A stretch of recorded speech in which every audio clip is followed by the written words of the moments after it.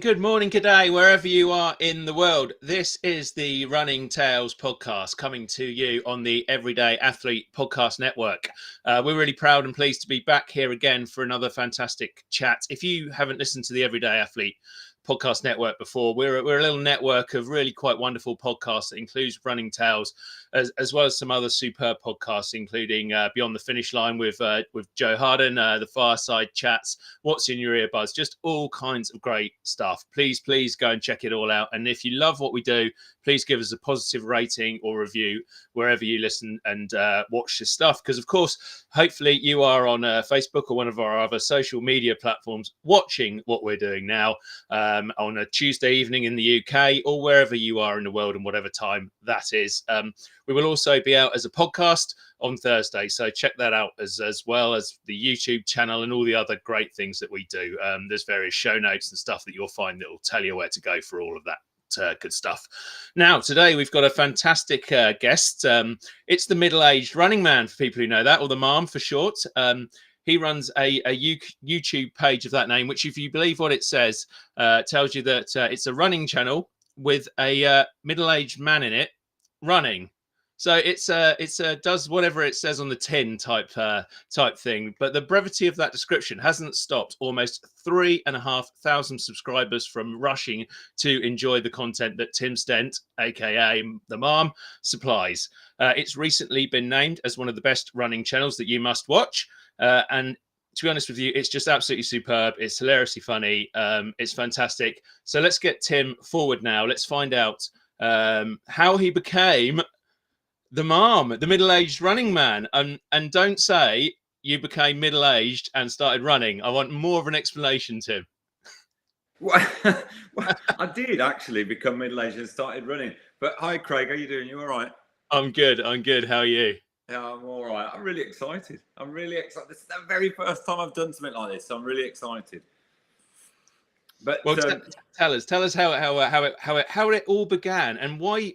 I think the biggest question is, lots of people have reached middle age and started to run, but not everybody started a YouTube channel to tell everyone all about it. Well, when I started running, a mate of mine, I hadn't, my wife had, just had our twin girls. So I've got 3 daughters and my youngest 2 twins, obviously. Just had our twin girls, and it was all very hectic at home. And I wasn't going out very much. I was eating quite a lot. And my mate, John, who had recently lost a shed load of weight, which I hated, and I was frankly furious about. I said to him one day, I said, have you managed to shift all that timber? And he said, well, yeah, I've been running. So the one night he came around and called for me, and we went off running. And I'd done little bits and pieces at school. I can remember running at school and being all right. And we went out running. Bit of a struggle to start. I think we did 4 or 5 miles or whatever it was, and I was just running in trainers that I'd found under the stairs and, whatever. And, but really enjoyed it. And I was running with him. We were chatting along. We normally used to catch up and drink beer and all that sort of stuff, but we were chatting along running, and it was great. And one of us then decided, it was him, he was going to raise some money for the Bobby Moore Foundation, I think it was. And he entered the Stratford, it's called the Shakespeare half marathon at the time. Yeah. And he said, right, I'm going to enter this. And I said, oh, well, I'll do it with you. And it was a real leap of faith for both of us. And it's bizarre, actually, now when I think about it, because we've just been talking about the Great Northampton Run that you did at the weekend. And I'll tell you a little bit about what I did at the weekend. But now, entering a half marathon, I don't want this to sound flash in any way, but you kind of do it without thinking. It's kind of like, you can do it. Yeah. But at the time, I remember pressing this button and saying, I'm going to do a half marathon, and like closing my eyes and thinking to myself, bloody hell, this is... I remember telling people at work, and they were killing themselves laughing, you'll never do it, you run, blah, blah, blah. And as it turned out, our training together became less and less, because John was a less keen runner than me, as it turned out. We started off by running together, and then I ended up just sort of going on secret runs on my own. And then by the time we did the race, I was skullduggerous, to be honest with you, because we started the race and he was sort of tailing off a little bit. And I said, mate, can I go for it? And he went, yeah. And he was just about to say, yeah. And I've just gone, I left him. And And it was great. And then we finished that race. And then he stopped completely. He was beaten. This is actually true. He was beaten by a guy who'd got a washing machine on his back. He was running this sort of Stratford half marathon. But I did all right. I think I did it in like 1:40 or something, which I was really chuffed with. And then he stopped running, and I kind of just continued. And but not many races. I did, 2 or 3 of my sort of favourite local races every year. And then I don't know, about 3 years ago, and I am a bit hazy on this about the decision about the YouTube channel. I don't really know how that happened, but people had always said, "Oh, you're a good talker. You'd be quite good at sort of, I used to be quite good at doing speeches in the job and all that sort of stuff that I do. But people said, "Oh, you're quite good. You should do like a radio broadcast about running." And literally, just one day, I went out with my phone and just recorded a couple of bits of me chatting as I was running around, edited it together, and literally, I had to learn how to use YouTube. And the early videos are awful. But I remember pressing post thinking, what am I doing here? Because that pressing post for the first time, and I don't know whether any other YouTubers will relate to this, or yourself, Craig, is a real leap of faith, because you are so vulnerable when you press post for that first time, because you're kind of effectively saying, please like me. Please don't be too cruel about what I'm posting.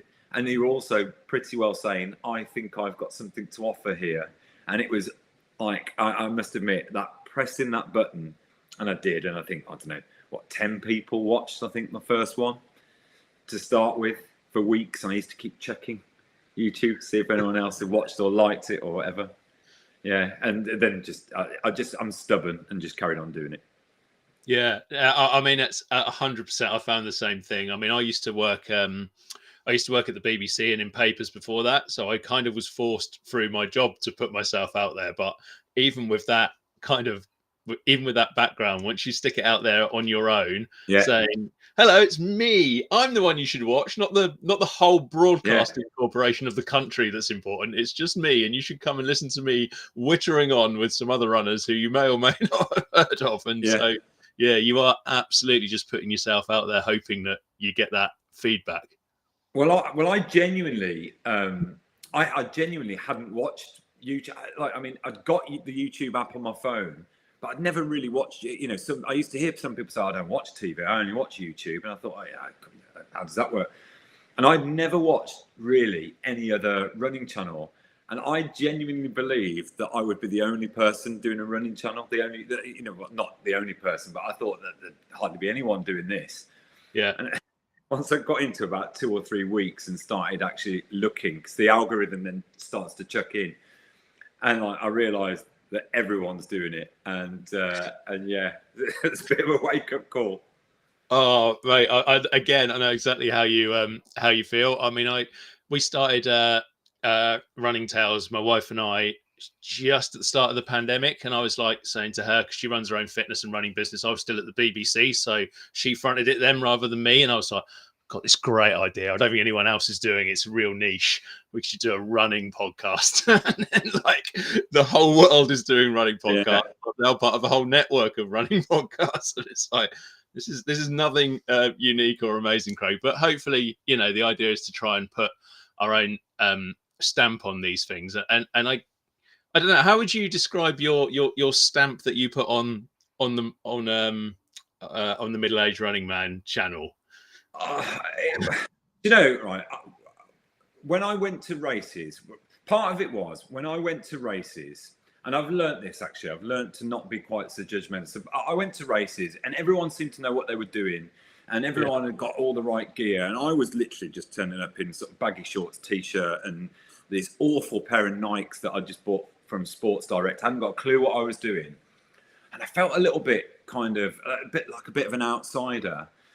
And I thought, well, this would be quite funny. I'll just do it from the point of view of some normal bloke who's quite sort of bewildered by everything that he's seen. So I did it in a kind of like a mocking kind of way.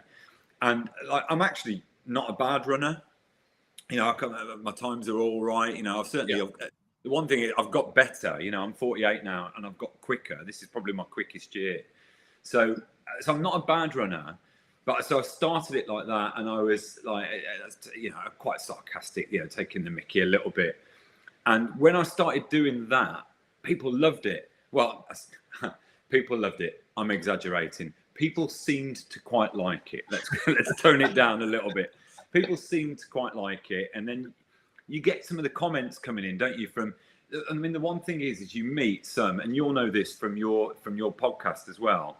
Yeah, you do find an audience, and you kind of get to know them a little bit, and they're incredibly loyal, or mine have been, or so I've got people who are still watching now who watched right at the very start, and you generally tend to kind of find a thing, don't you?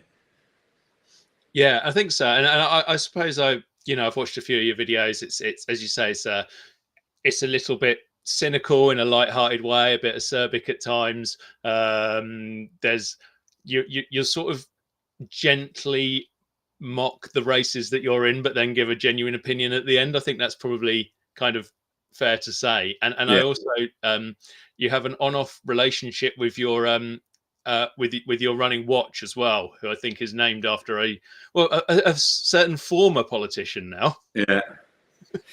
Well, it's just I had this watch, and I've always run with a Apple Watch essentially, just because it tuned into my phone. And then I did this Ultra about 6 months ago. I did it's called the Whichaven Way. It was about 40 odd miles, and the watch conked out halfway through. And the people I was running with said, "Oh, my watch conked out." They said, "What have you got?" I said, "Apple Watch." Like, they nearly vomited when I told them what I'd got, and because they were all Garmin people. So I kind of thought, right, okay, so you've got to have something here. And I bought a Garmin watch, paying three, so I bought a relatively entry-level watch. And after wearing it 2 or 3 times, it is just, I don't know whether anyone else finds this, it's the nosiest bit of equipment I've ever purchased in my life. It wants to know everything. It's involved in everything, how much I'm sleeping, whether or not my battery's charged, my body battery. Just wants to know about things all the time, and then predicts what time I'm going to go to the shop and all. So I found that the watch was kind of like trying to undermine me and work against me. I did this series of races where it started off by deliberately telling me I was going to go slower than I thought I was, and then it started messing with my mind and saying that I should be going quicker. So we're still together, me and this watch, Gove, but we're kind of we're not necessarily always on speaking terms. Yeah. So you've mentioned the name of the watch at the end there. Why was it named? Why was it named Gove? Because he kind of finds things out and then works against you from the inside. You know what I mean? Stuff in the back. I'm sure he's really nice. Oh, I think we'll get away with it. Fair comment probably covers pretty much anything we could say about Michael Gove. Well, to be honest, I think it's fairly factual that he's skullduggerous. To be, I don't think he's ever denied it. But yeah. Yeah, and I think the other thing I love about your videos is just that you are really out there being you, and you seem to get on with everybody else who you're meeting. There's normally a chat with a run director or other runners, and you'll be, like you say, you're running pretty good times, and yet you'll suddenly come up against someone who's puffing away doing really well, and you'll have your phone in their face and having a little chat with them. Yeah. Laugh. I mean, I will say, I kind of play up to this thing where I pretend to be a little bit antisocial. And but actually, having said that, when I first started running, I think I had become a little bit antisocial. I mean, I've always had friends and gone out and all that sort of stuff. But I don't know, again, whether anyone else can relate to this. When you start having a family and you start having work commitments and stuff, you tend to go out less and less, and you tend to see really good friends less and less. So I kind of played up to, at the start, this kind of, I'm a bit antisocial, I'll kind of stand at the side thing. But the running community has kind of not let me get away with it too much. The people are amazing. If I go to a race, a lot of people sort of will come over and say, I really like your video, or right, Mom, or whatever it is. And I've loved it. Absolutely loved it. And I love chatting to people. And so when anyone does come over, I'm over nice, because I don't want people to think I'm an idiot. But yeah, I've really, and as I say, the running community are an incredible bunch of people. They are really supportive. And has the response always been positive, both I guess online, because we know what online can be like, and in person at those races. By and large, yeah. I mean, yeah, by and large, I haven't been trolled too many times. This one guy, not that long ago, he said something like, I can't even remember what he said. He said something like, I'd said something, and he said in the comments he'd put something like, "You sound like you're an inverted snob," and I sent one back saying, "Thank you. Yeah, I think I probably am." He sent me one back saying, "Nothing to be proud of," and I said, "I know. Thanks again." And he said, "Sounds like you're proud of it." "I'm not proud of it, mate. Sounds like you are." "I'm not, but it sounds like," and it was going on and on. Yeah. And in the end, I just sent him a little heart emoji. But and that's probably about as bad as it's got. Occasionally, because I work at a school, which I won't name, but occasionally, you get one of the kids at schools, but they can't resist it. If they were really smart, they'd like pose as somebody. They can't resist it. They'll say something like, "All right, sir," and then kind of leave me guessing to see who it is. But Yeah.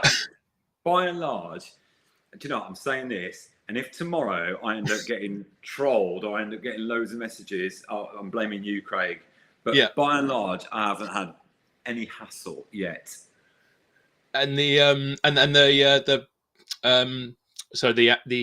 reaction of people at actual races as well is, I think you've hinted at it, pretty positive as well. Yeah, it's been really good. I'm lucky enough that and it's kind of caught on. People have come and held banners, like homemade banners. That was kind of a thing a couple of months ago. I'd pretty well always go to a race and somebody would be there with a banner, which was really nice. The trouble is, it's quite difficult sometimes when you're running, particularly if you've got I sometimes wear headphones. It's difficult to hear what everyone's saying, because your own breathing is so amplified, isn't it? But yeah, nearly always from the song, "Oh, Mom, go on, Mom, Mommy Army," and that, honestly, you wouldn't believe it. That gives you such a little boost. I'm pathetic, but I love it. It's absolutely great. Does it surprise you at all? Because you talked to earlier about you're putting stuff out there, you don't know whether you're going to get any reaction, you don't know whether anyone will care less about what you're doing. Well, they have, like we mentioned earlier, 3,500 subscribers. Do you think, wow, why are these people watching? Oh, yeah. Always. Yeah. Absolutely always. I mean, I told somebody at work the other day that I was doing this, and they were genuinely like, "Oh, really? And why do they want to speak to you?" I don't really know. No idea. Don't really know, but I'm doing it. So yeah, it does, because when you're recording something, it's only you, only you and your little brain going around. And someone asked me the other day, "Do you write stuff? Like, do you write down what you're going to say?" And genuinely, I don't at all. I've found a little format where I start off by talking in a car, and I generally just say where I'm going, what I think about where I'm going, and a little bit about what's happened during the week. And at the time, it's great because you're in the car and you're on your own and no one can overhear you, and I can say whatever I like. And so, to answer your question, it absolutely surprises me that anyone would watch the car claptrap and any of the other stuff, actually, to be fair. Well, they should watch it. You're doing yourself down, because it's very funny, and I really enjoy it and watch it, and I know that a lot of other people do. And I guess, as you say, you don't prepare stuff, but the races, kind of in all their idiosyncratic glory, they always seem to manage to provide stuff, don't they? Yeah, it's great because you can. There's all sorts of things. You've either run it before. You can talk about your last experience running it. Yeah. You can talk about where you are. There's always a bit to talk about, whether it's the city. You can talk about how it's organised. Yeah, I mean, you can talk about the course itself, how many people are going to be running it. And if you're genuinely into it, which I genuinely am, and that's the one thing I don't think I've got quite right. I don't know whether people think I don't know whether it comes across actually how much I really do love running. I mean, I am totally addicted to it. If I could, I'd run every single weekend, and I kind of have filled up this year. And I am really interested in talking about running. I was chatting to a guy at the end of the Kenilworth race. He's another YouTuber, Ryan from Rayleigh Adventures, and we were chatting at the end, and we just ended up chatting for about 10, 20 minutes just about trainers. and we were both, well, I'd like to think we both were really into it, but yeah. So I mean, I genuinely, I'm so into running. It's so addictive, and all aspects of it. The only thing that I can't do, or I don't feel as if I can do, is I just don't know enough about it to be convincing. So I, for example, couldn't do a shoe review channel.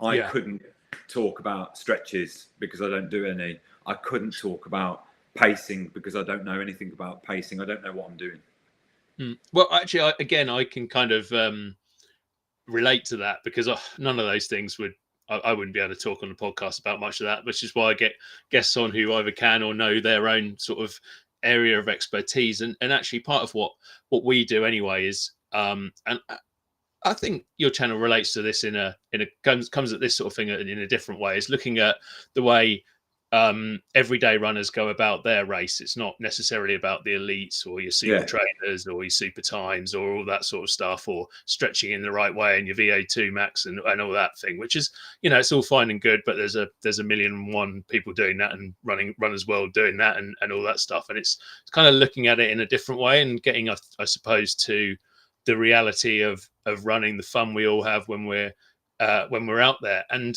obviously, as you've sort of hinted to, since that first half marathon, you've done an awful lot of races across every possible distance, really. Yeah, it's I did an ultra at the weekend, and that's the video I'm kind of working on at the moment. So I did the Century half. Well, it's the Century Way, which is 100 miles, but it's 100 miles over 32 hours. I didn't do the 100 miles. I was originally booked to do it, and I bottled it completely. Because I kind of had this, I would normally just plow ahead and just do it out of bravado, but I just thought this is a bit of a bridge too far. So I did the halfway, which was, I think it was 47.5 miles. I did that on Saturday.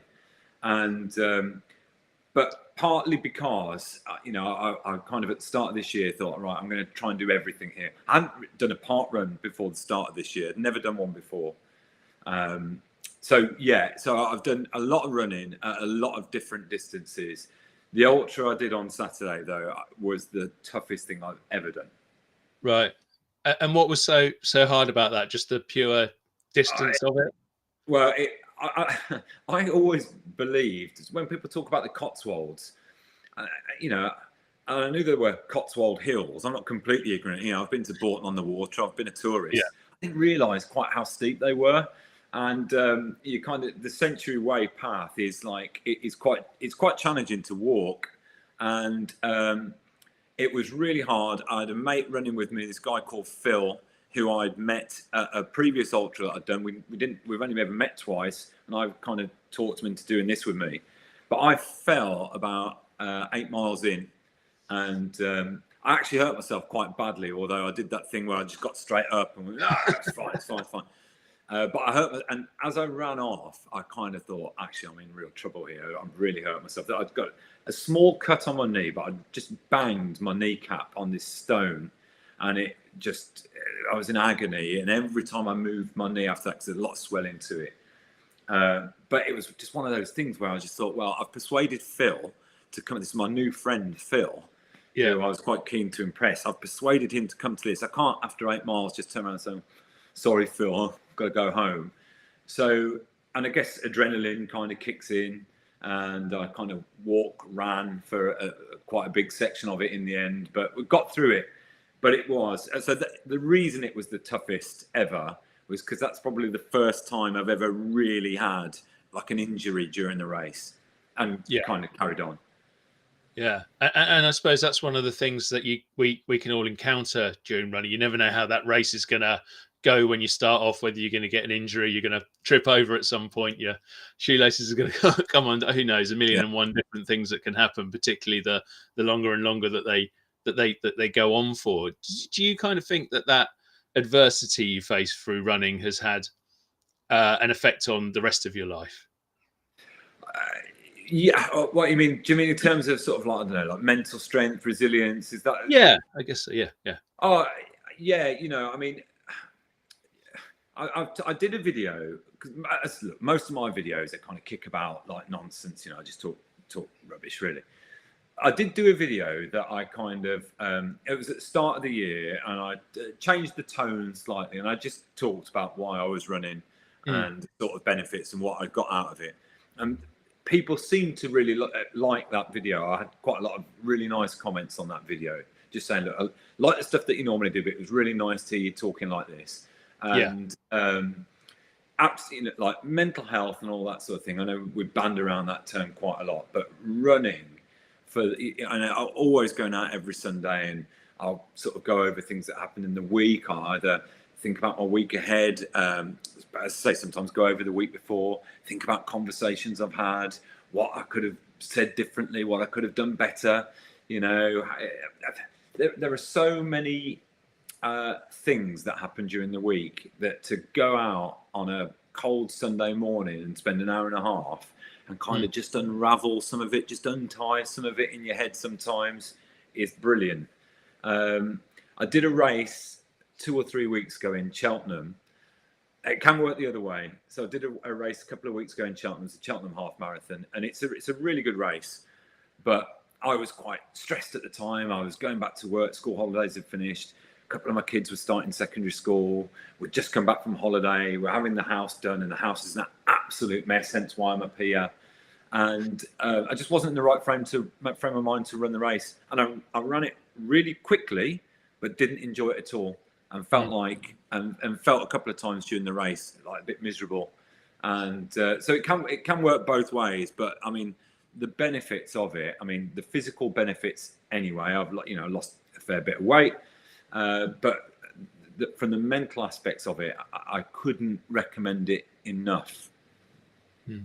And I mean, I've kind of know what you mean with that. I did the Great North Run last year and wasn't in a great pace mentally. And I don't know if you've ever done that, but it's just the busiest race ever now. And I think it's just too busy. It's too crowded. It took me 45 minutes to cross the line. It was a nightmare getting away at the end. And again, I did what at the time was a PB, but I didn't enjoy it. And I'm sorry, folks behind the Great North Run, if you're listening, it's probably unlikely, but if you are, I probably wouldn't do it again because I didn't enjoy it. And that does happen every now and again. And for me, I tend to enjoy the sort of smaller races and niche races a bit more because of that. I don't know if that's something that you've found as well. I completely agree. I mean, I've never done the ballot for the Great North Run, and I've never entered the ballot. It's just not appealed, probably just because of getting there. But yeah, the one race I do that is busy is the London Landmarks Half Marathon. I love that race, just the setting. But I feel the start of it, I will batter the start of it just to try and get some room. I'm in the front pen and I run. I'm almost sprinting to just get a bit of space at the start, and then once you're away, it's fine. Yeah. But I find that bit at the start, I don't feel anxious, but I find it uncomfortable. I don't like that many people to be. You're always worried that someone's going to clip your heels, or it's just not a comfortable experience.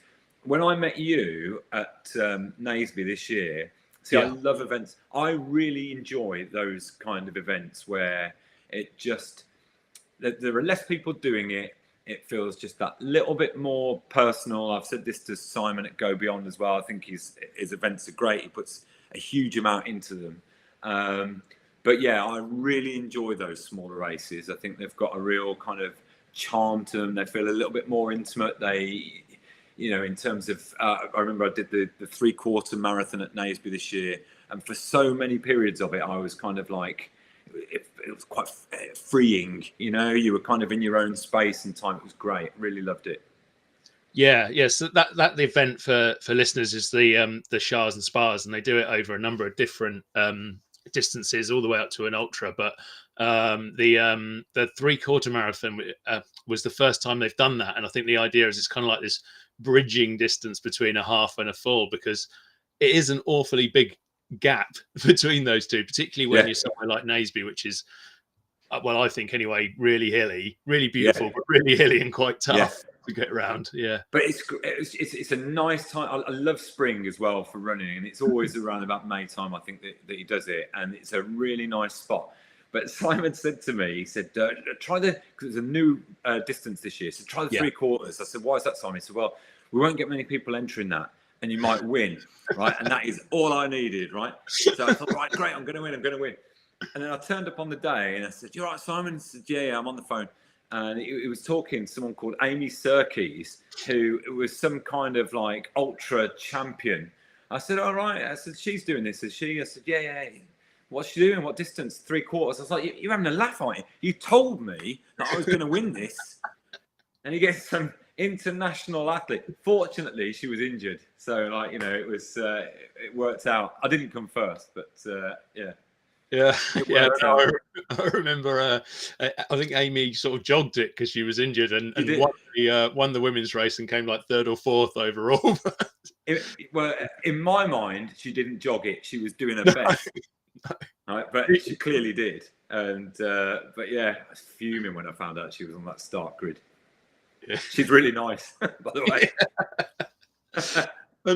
Just going back into your kind of own running history, I know that after you started out, one thing that you got into was half marathons in particular, to the point where I think you did at least once, if not 2 years in a row, a half marathon every week of the year.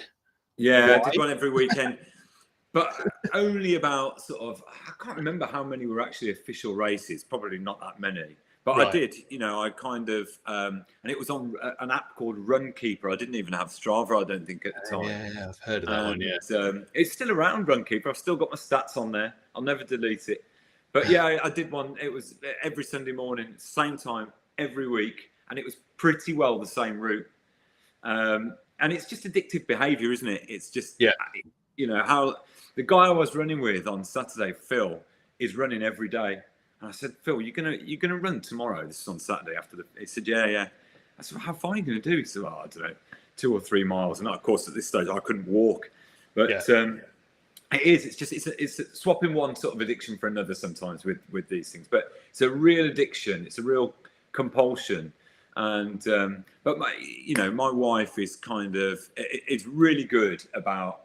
I kind of rip her a little bit in some of my videos, but to start with, I think she used to think it was a bit of a pain that I'd go out and be running most weekends sometimes. But as the kids have got older, and I think she now realises that I'd be maybe a bit more mental if I wasn't doing it. So she's really good about it now. Yeah, or she doesn't think like my wife is just getting ready for a few hours on the weekend. Can have some themselves. After a while, they care less, and it's quite suspicious, isn't it? Really. Yeah, for sure. It's half longer if you like. Yeah. Are you going to go and do one of those multi-day events? Yeah, you can. Go on. Yeah. Found one for you. Yeah, that's it. Actually signed you up. Yeah. Is half marathon your favourite distance? Is that the sweet spot for you? Yeah, I think so. I think so. I've really enjoyed doing parkruns. Never done a parkrun before until the start of this year, and I was really nervous. In fact, that's my most watched video, and not that many people have watched it. And it's called My First Parkrun, Imaginative. But that video was in January, I think it was, and I'd never done one before then, and it was just stubbornness. It was just because everyone was saying, "What? You've never done a parkrun? You've done a park," and I've never done a parkrun. So I've got into those a little bit, and I do enjoy them. But it's all, you're done in sort of, I don't know, 20 minutes or so. You're done. And as you said before, about crowds and things like that, parkruns are a bit of a bun fight at the start, to be honest. Even the quiet ones, there's a lot of people around at the start, and I'm not quite sure yet where parkrun sits for me, because for me everything's a race. But people get quite indignant at parkruns when you start racing, because it's not a race. It is a race. So I've enjoyed parkruns. I haven't really done that many 10Ks, but half marathon is kind of the original race for me. I think I'm best at that. And my times for half marathons, don't seem to translate into my time for marathons. I'm not as good at marathons as I am at halves. I can't quite make them swap over. It's interesting you say that, actually, because I've kind of got the same thing. I mean, I'm not as quick as you at the half, but everything about my half marathon and my 10K and my 5K time suggests that I should do a sub 4 marathon. I haven't done a sub 4 marathon. Yeah. It's something about reaching that 21 mile mark that just seems to knacker the body out completely. And that's even despite the fact that I've now done I've done 50Ks and stuff, and it still doesn't seem to make a difference in terms of trying to run that 26.2 miles fast. It's a long way. So and for me, I guess I shouldn't really be too surprised because I don't do anything differently. I don't train differently, I don't eat differently, I don't do anything differently and then expect to get a different result. And I'm kind of like, I guess one of my kind of ambitions is really to try and go sub 3 marathon. And I'm at sort of 13, I don't know, 12, I think it is at the minute. But I'm not sure how I'm going to close that gap. My half marathon, I can really do. But there's no way that I'm going to be able to, you say half marathon and then some. Like the wheels just seem to fall off for me. But again, that's probably because I'm not doing anything differently at all and probably need to. Yeah. Is there a training plan for what you do? Or, I mean, you mentioned earlier about like not really stretching. I don't know. No. And part of that is just for sheer stubbornness and comedy. And part of that is just weird superstition. I've never. I used to do into my earlier videos, and I still do it now every now and again if I can find someone. I do a stupid warm up, like with river dance a little bit. But other than that, not really. And I sort of stand with people who are doing it, and I just kind of stick my leg out a little bit and try and pretend I look like I know what I'm doing. It's probably about as much as I do. My warm up is usually just walking from the car to the start, and like touch wood.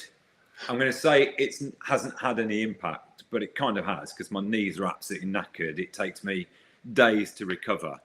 But again, why do anything? If it's not broke, don't fix it, But I probably should learn. I think there's an interesting thing about, I don't know if this is just me, but I think there's an interesting thing around running when it's recreational and fun and you're out enjoying it. And of course you want to do as well as you can do. But I think for me anyway, sometimes I'm like, I look and I go, well, I could do more strength training. I could use a roller. I could stretch a bit better. I could set out a plan. And I'm like, it's boring. Now I'm no longer enjoying this. It's boring. And and you're kind of trying to protect the thing that you like. I get that. Because I try and protect the things that I really like about running. And I think, well, if I start doing all this stuff that I don't like doing, it's just going to ruin running. But equally, I touch wood. Apart from a little stumble at the weekend, I haven't had any really awful sort of injuries that have kept me out of running for the last decade. I'm not saying that won't happen. And when it does, I'll probably then start thinking you're an idiot. You need to start doing things differently. You need to start doing this and that. At the moment, it doesn't feel like I've got to. But I would imagine the time will come where I'm probably going to need to if I want to carry on running, which of course I do. Yeah. I mean, I would definitely say to anyone listening to this, please don't. Your big takeaway shouldn't be, oh, listen to Craig and Tim. They keep running and they're not even training or warming up or stretching or eating properly, and they're okay. Folks, do all those things. They will make you a better runner and they will keep you healthier. But try and enjoy them all as well. I think that's the trick, isn't it? Yeah. Are there any other big races coming up at the moment? What's next on the list? Well, I've got I booked like a madman at the start of the year, so I've got quite a few coming up now. I've got the Robin Hood half marathon in a couple of weeks, but that one, when I finished the race on Saturday, I thought, right, if I'm going to have to sacrifice one, it might have to be that. Because at the moment, as I'm struggling to walk the dogs without sort of, walking bow-legged down the street. It'll pass, But that, I don't know, it's touch and go with that one. But after that, I've got the Ulster 10K, which I'm really keen to do. I did that last year, loved it. And as I say, don't run many 10Ks at all. Quite like the distance, I think, although again, it's a bit explosive, isn't it? 10K sometimes, you kind of, a lot of people do them. And I'm not that good at them, but yeah, so I love that one. It's in Ulster, beautiful town, and a really popular race. I really enjoy that. And then Oxford after that, the week after, which I've run, which is probably one of my OG races. It's one of the ones that I kind of started with, and I've kind of done that every year since, I don't know, 2016, something like that, I think. So I've got that one. I love that race. But again, loads of people, and so battering off at the start is really, really important. But it's a great race. I love that. Yeah, and then just odds and ends, really. The Yorkshire Marathon, I think, after that, and a couple of little trail things in the woods, and the Broadway Half Marathon as well. Love the Broadway Half Marathon. If you've ever heard of that one, it's really good. No, I've not heard. Where's that one? Well, funnily enough, it's in Broadway, Craig, and it's in this little Cotswold town. This is what you could expect when you listen to the middle-aged running man. I mentioned cynical and there we are. It's in Broadway, Craig, but it's this lovely little Cotswold town or village or whatever it is, and they do a half marathon there, but it's like none of it really is on roads. It's like a trail half marathon. Well, they do a half marathon and a marathon, and I've done both. I did the marathon last year, and again at the end of it, I just thought I think I'd enjoy this a lot more if I did half as much. So I'm doing the half this year. And that's run, usually sells out quite quickly. I do a video of that every year, and that's run by these fabulous guys called Cotswold Trail Events, run by Ian and Emma, who also looked after me at the Cotswold Century Way. It's a really, really good race, that one. They sells out every year. It's a great race. No, I mean, if I'd have thought quick enough, then I'd have said I was just asking that question for our American and world audience, but it wasn't. Oh, yeah. Stupid. Rumbled. Yeah, that's it. People in Chicago have no idea where that is. We need to let you know. If you put some pictures of the village of Broadway and the Cotswolds up at some stage anywhere, they will wet themselves, because, like, honestly, Broadway is what most Americans think England looks like. Yeah. I'm doing a race which I don't know if you've ever heard of. It's a bit of a crazy one. It's called the Dovedale Dash. It's 4 3/4 miles. It's completely insane. And the countryside again. It's very English looking countryside in a stereotypical way. Just beautiful place. But it's fab. Stepping stones at Dovedale. That's the place, isn't it? Yeah, that's right. There was a fight there in the summer, apparently. I read that. Oh, really? Online. Yeah, wow. It was a fight. People fought over the stepping stones. Wouldn't believe it, would you? Yeah. No, I hope that doesn't happen. Genuinely, someone tried to take a double buggy across these stones that crossed that river, and there was a scrap.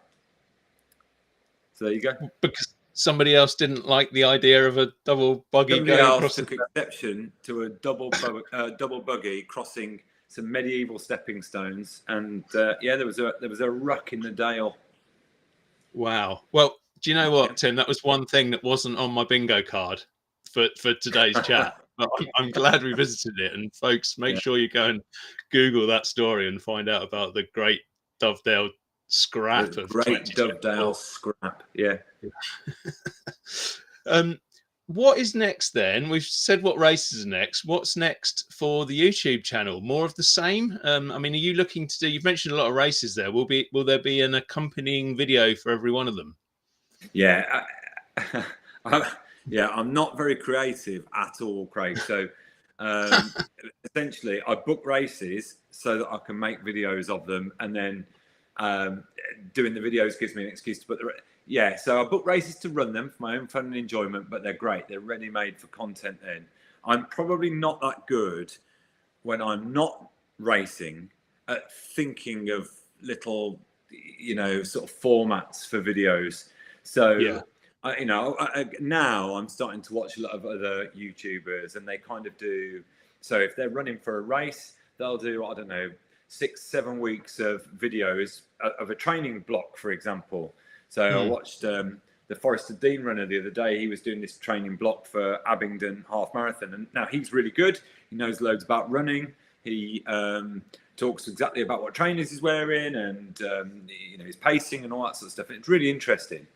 I'm not that good at that. I just kind of go from one race to another race to another race, partly just because I lack confidence really talking about running at that level.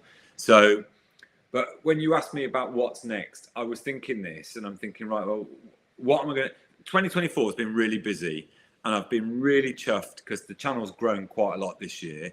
And so that's been amazing. But I was thinking, right, what am I going to do in 2025? And I can't really think of anything. And equally, I don't know if anyone who watches my channel is watching this. I kind of, almost want to ask, like, which bits are getting kind of tired and stale? Which bits do you still like? What would you like to see me do? So I kind of, I could do with a bit of help, really, to be honest with you, because I can't think of anything other than doing exactly the same thing, which is just turn up to races, being sarcastic, talking in the car, and then going home. Yeah, and is the thought of it? Oh, I do this. It's a sideline. It's a hobby. It's something I enjoy doing alongside the running. Or is there any sort of thought? I wonder how big this could get. Could I monetize this? Could I make something more out of this? Could we have Mom TV? I don't know. Wouldn't that be something? Could you imagine? Honestly, I don't know. I'd be lying if I said, like, I hadn't thought about it. I hadn't pictured, God, Mom TV, Momcast. I mean, that'd be classic. It'd be great for me. I'm not sure it'd be good for anybody else. But I mean, look, I never thought, like 2 or 3 years ago when I did that first video, that I'd end up talking, the fact that I'd be talking to you and doing this, like, how exciting. So loads of different things have come up. So look, there's no real plan for it at all. But I guess, I don't know, but I really enjoy doing it. I really enjoy doing it, and I would be absolutely lying to you if I didn't love reading people's comments, because they're generally really positive. And I'd be lying if I said that wasn't like a real boost to my self-esteem. I love it. It's absolutely great. No. I love the channel. I think it's really cool with all the different races that you go to as well. And I mean, as much as anything else, it gives people ideas of different races to go to as well. So that's always pretty cool. When it comes to your own running, and I guess just going back to the start of the story and you starting doing that running, presumably you'd encourage anybody else who was in a similar situation that you were, looking to get a little bit fitter, looking to get out there, get a bit of headspace, that running is the thing that they need to be doing. Yes, and I strike a really uneasy balance sometimes between being like a running nose. I mean, I think, to be honest, people at work have already worked out now, like, if you want to lose half an hour of your life, go and talk to them about running, because you're not going to get away. I will talk about it for ages. So, but equally, I'm aware of the fact that sometimes people can talk to you about running out of politeness and are just, but aren't that interested. And you have to be a little bit careful sometimes with, like forcing your own beliefs down people's throat. Like, it's done a lot for me, of course it has, and I'm absolutely obsessed. And I could, as I am doing, could talk non-stop to you about it. But equally, like, just because that doesn't necessarily mean that it's going to work for everybody. And me walking up to someone, I know what you've got to do. You've got to do this, and come out with me. And people have kind of got to find that for themselves, really, I think. Although when anyone comes to me and says, I've been running, I'm all over them. I'm like, keep at it, do this next and do this next. And so, look, obviously, I'd absolutely encourage it. I mean, my wife has started running over the last couple of years. She does counts to 5K, but she is like a really private runner. She just wants to kind of go on her own with her own music. She runs when no one else is about. She doesn't focus too much on time. but she just does it just to make herself feel better and clear her head and all that sort of stuff. But she's done it. But I try not to get too involved in her running at all, because she doesn't really want. It's a private thing. She doesn't want to talk about it, which is cool. So yeah, of course I would encourage people, but you have got to be careful that you don't kind of force your own obsession down people's throats, really. Yeah, and I guess it comes back to what we were saying earlier about it's got to be fun. People have got to enjoy it. If for you, yeah, maybe you need to get a bit fitter, you need to get a bit of headspace, you need to do whatever, you need to find a hobby, but you absolutely hate the idea of putting your trainers on and going out in the rain or whatever, then that's not for you. Find something else. Go to the gym, do a poetry class, whatever. I suppose it's all about finding your thing. And if your thing's running and you enjoy it, then yeah, love it. Yeah. And that's, that's the one thing from going to park runs and stuff that I think is great, actually, is the amount of kind of young people that do it, the amount of kids who are running around with their parents. I think it's really cool. I mean, my oldest daughter has come to a couple with me and has really enjoyed it. So I think that's great. At the school I work at as well, the sixth form, we did the solo half marathon this summer, as a kind of a fundraiser for the school's foundation, school's charity. And a lot of the kids did that, the sixth form, I say kids, sixth formers. And it was brilliant. And it was really nice to see some of the younger people who are probably quite physically fit and go to the gym quite a lot, but have never tried running before, challenge themselves like that. And a lot of the staff got involved as well. I love that. I'd really like that to become a bit of a thing. I think we're going to do Warwick as well in February, which is great. So yeah, it's a real privilege sometimes to go to some of these events. And I know Run Through do a lot of kids races, and I think a lot of the race events companies are kind of catching on to this. You even have people running with dogs now at certain races as well. It's people have been quite funny about it. Yeah, I'm actually really interested in what you're saying about the school kids and so on there, and them getting into running, because I've spoken to plenty of people on this podcast, and they'll talk about running at school as it was the punishment. It was the thing you might have done at best to get fit for other sports, and generally it was like, if you're at school, you just got put off running. The best you could do was like maybe hope you could skip off around the corner when the cross country happened. Has that? I mean, I know you're probably only able to talk about the one school, but do you think that's changed, or that's still the case? It's really weird, because the kids at school these days, I mean, I can only really talk from my own experience. The kids at school who are really talented, kind of like track athletes, are very often kids whose maybe parents have separately encouraged that, and they run for clubs already, And when they come into school, they're very often they're kind of already good runners. They're already being trained outside of school. The idea about cross country, I completely agree with you, Craig. When I was at school, like cross country was something that you hated. You kind of did in all weathers. I mean, I went to school in the 80s, so they just kind of sent you into the town. There was no safeguarding. The teacher didn't even bother following you on a bike. He'd just go back into his office and kind of come out about an hour later, and you were expected to go miles, But these days we're a little bit more careful, and I'm quite lucky. The school I'm at has got really big grounds, but not all schools are that lucky. So that element of long distance running, I don't think is probably might have been slightly unfair.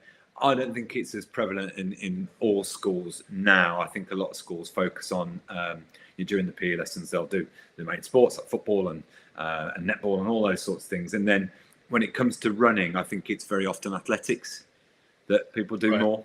The idea of kind of like long distance cross country running, I think is not something that's maybe necessarily that popular. Although the school does it. There's a very small, bigger group of kids that do meets, but cross country events, but not quite as widely as I remember it in the 80s. I remember you'd have to do it most weeks when you're in the winter. It was hideously cruel. Yeah, like you say, it's a good way for the teacher to sneak off in the staff room and have a Yeah. Scottish flag or something. Yeah. Well, you'd be lucky. You might find one of them might come out in their car and Yeah. just kind of like shout stuff at you out of a window, call you something really politically incorrect, and then drive back. But that's probably about as much as you get. Yeah, absolutely. I can remember those days. Horrendous. Yeah, definitely. Just quickly, as we're getting towards the end, I always promise my co-hosts and good friends Joe Harden and Om Gandhi that they run the "What's in Your Earbuds" podcast on the Everyday Athlete Podcast Network, and that's all about what they listen to when they're out running, and they've got a playlist on Spotify, so folks go and listen to that as well. Are you a music listener while you're out, and what tunes should people be listening to? Absolutely. Yeah, it's a real personal thing, this, isn't it? Some people are really anti it. I've always done it, and I used to sort of have different playlists for different races and all that sort of thing. But, you know, you've got your classics, you've got the songs that kind of always can see you home. You know, you've got, you know, like "Lose Yourself" by Eminem. You know, that's always one for when you're flagging. But these days, because I share a Spotify account at home, don't judge me with this. I listen to Taylor Swift quite a lot now because the kids are always listening to Taylor Swift at home. And sometimes if I don't forget to turn off my mobile data on Spotify, very often I can be doing a race, you know, I'm listening to Eminem, and then all of a sudden someone changes it in their bedroom at home 100 miles away and Taylor Swift's coming on. So now I've just kind of thrown in the towel and just joined and just listened to Taylor Swift all the way around. That's not like a habit. That's just something that's started to happen. But, you know, there's a lot to be said for Shake It Off. And I can do all of them, to be honest, Craig. I could tell you, I could do every album. But yeah, so Taylor is guiding me home at the moment. Oh, fantastic! Well, I'm not a Swiftie myself, but I know that, or I believe that certain Taylor Swift songs have made it onto the "What's in Your Earbuds" Everyday Athlete Podcast Network playlist on Spotify. So yeah, there are other people out there. Jason, who's producing, is saying there are lots of Taylor Swift songs on the playlist. So yeah, you are not on your own when you're out there listening to Taylor cheering you home in her own extremely famous way. Well, it's a bit embarrassing because those open ear headphones, you can kind of, everyone else, if you're in the start pen, everyone else can pretty well hear what you're listening to. And and yeah, you know, like we are never ever getting back together, and I've got this sort of like game face on, just looking like this, and everyone can hear what I'm listening to. But you know, you've got to be proud of these things. Oh, absolutely. Embrace it all the way. Right, we are running out of time, sadly, but I just wanted to give you a quick chance to shout out where people can find out all about the Middle-Aged Running Man and the YouTube channel and all that sort of thing. All right, well, I'm completely unprepared. Earlier, Jason asked me like what my Instagram handle was. I haven't got a clue. Right, and I had to look at it to work it out. And do you know what my Instagram handle was? At Middle-Aged Running Man, which I'd completely forgotten. So look, yeah, the channel is called Middle-Aged Running Man. Just search it up on YouTube. It is there. I would be delighted if you would come across and join the Marmy Army. I kind of post probably once a week. I upload a new video once a week. They're usually, I don't know, between 12, 13, 14 minutes long. They're usually not that long. And it's usually from a different race every week. I've got an Instagram, which is called at Middle-Aged Running Man. And there is a Facebook group as well, which I've been really delighted with because lots of people have joined that, and it gives them the chance to kind of post things. They post about their own races. They post about like with their own medal Monday and all that sort of stuff. So that's been really good. And but primarily it's the YouTube channel Middle-Aged Running Man, and there is like a logo that just says "Mom" on it with a man holding a camera. That should give it away. Fantastic. Tim, thank you so much, folks. Go and check out Tim's channel. Thank you for joining us today on the Running Tales podcast on the Everyday Athlete Podcast Network. It's been an absolute delight. I really love the channel. Folks, as I say, go and check it out. And if you like it, give lots of likes to that. So Tim can get more than those 6 or 8 likes he originally got. He can add to those 3,500 subscribers. Please. And if you like what we do today on the Running Tales podcast and elsewhere, check out all our previous episodes. Check out the other episodes on on the network. Loads and loads of really good stuff. We're growing every week, and it's a fantastic little network. I love the other shows that we do. So hopefully you will too. So yeah, please go and check them out. Give us all those lovely likes and keep us growing. And thank you so much for joining me and Tim today to